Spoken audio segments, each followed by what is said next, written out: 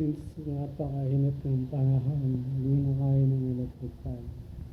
Napalitan bumili ng ionizer cooler. So makakaganda nito,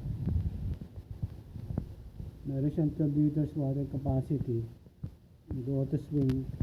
At kung magka-problema man yung mga switch nyo, siya yung sasalo. Meron siyang thermal fuse, may low noise, low power consumption. Yun yung pinakamaganda sa lahat kasi meron siyang 165 watts power consumption.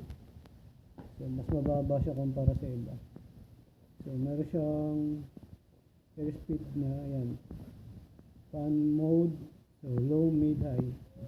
So cooling system, meron siyang honeycomb. Ito yung filter na pwede natin optimum cooling. Yan. Meron yung remote control na hanggang 6 meters. Sa malapit, kaya niya makover yung area na up to 20 square meter.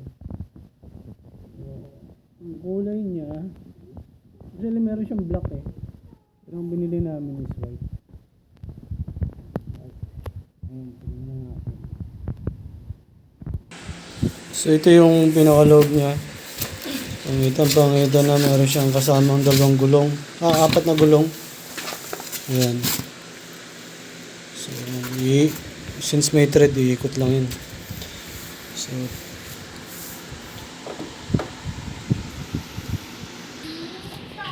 ito, ano natin to, mahalaga to.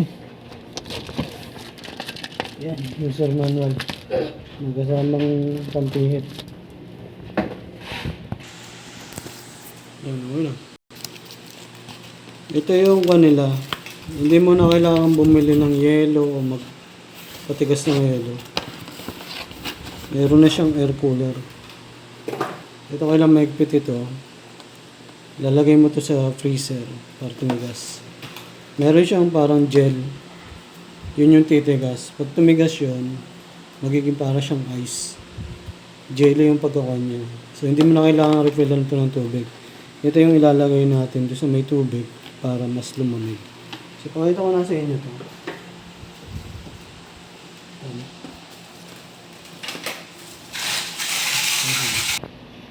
So ito na yung pinaka-itsura niya. Para siyang window type aircon. Ayan. Akari yung brand. So ito yung sa water level. Ayan. So ito yung mga button niya. So ito naman yung remote.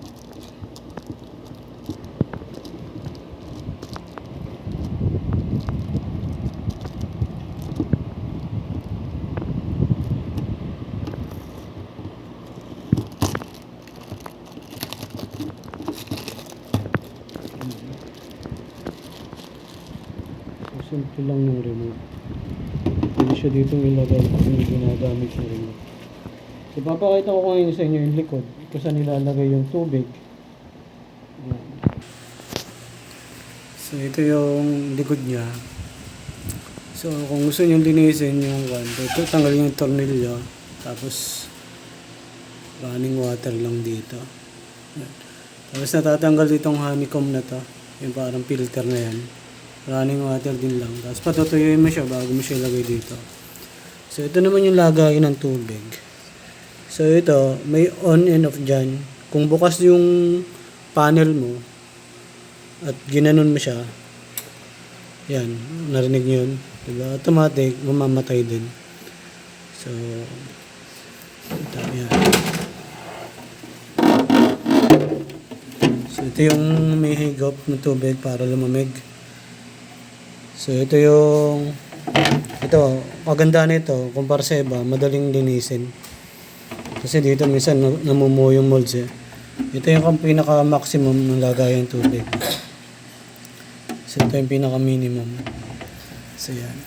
So ngayon, ang gagawin natin, tatry natin lagyan ng tubig. Pero hindi pa namin malalagay yung pinaka ice cooler. Kasi hindi pa matigas So abangan nyo lang yung reels namin o yung short video namin ito kung paano namin siya i-apply. As of now, tetestingin muna natin siya. So ngayon lalagyan natin siya ng tubig dito. So ngayon nilalagyan natin ng tubig.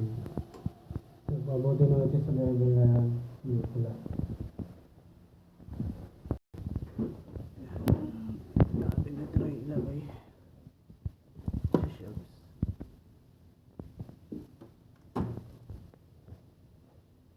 Hugasan muna kaya natin. Ayan, patigasin natin.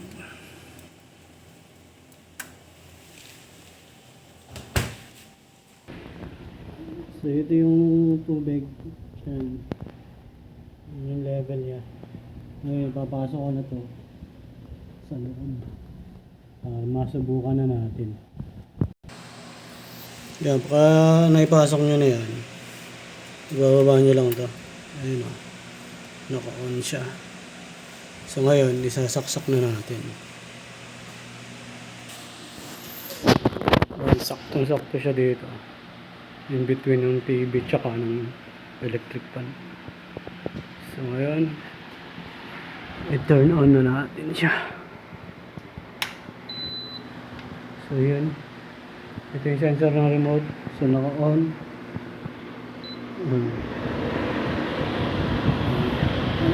Naka number 2 siya na speed. Tapos pag gusto mo na mas malakas, yan. Yan yung level 3. Ito pa yun ang level 3. Tapos pag gusto mo siyang i-ionize, yan. Tapos pag iso-swing mo ito, yan. Siyempre, ito yung kailangan natin, yung cool. Mas lalong lalamig yan kapag may yelo na. So since tubig pa lang yan, cooler lang muna siya. So yan yung buga nila. Lakas. So try natin bumesto dito. So, try natin patayin itong electric fan para maintindihan.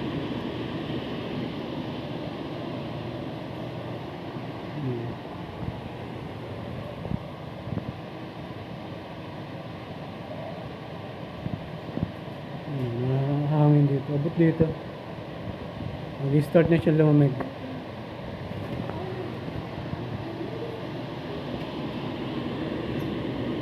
So ito yung timer. Gusto mo siyang set sa timer. Tapos meron pala siyang mode.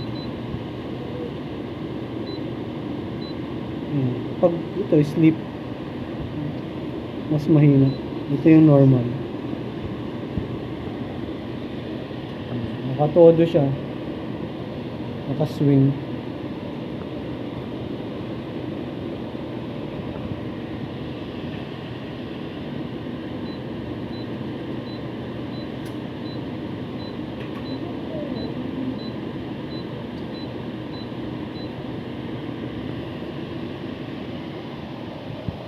So yun, kung interesado kayo sa product na ito, mag-iwan ako ng link sa description box.